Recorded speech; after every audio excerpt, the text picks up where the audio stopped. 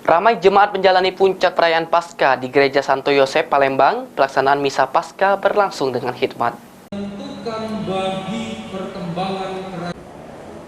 Minggu pagi ramai jemaat menjalani puncak perayaan Paskah di Gereja Santo Yosep Palembang.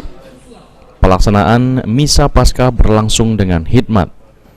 Berdasarkan pantauan tim PAL TV, jemaat sudah berdatangan masuk ke area gereja.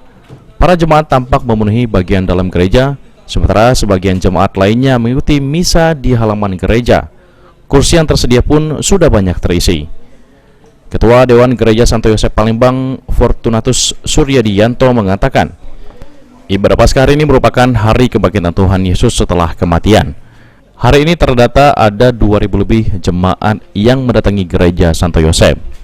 Ibadah Paskah itu terdiri dari Kamis Putih adalah perjamuan terakhir Tuhan Yesus. Jumat Suci adalah Jumat di mana Tuhan Yesus wafat di kayu salib, dan malam Paskah itu Vigili. Vigili artinya sebelum Paskah, dan hari Minggu hari ini adalah hari kebangkitan Tuhan Yesus setelah kematian. Aji Delia, PAL TV.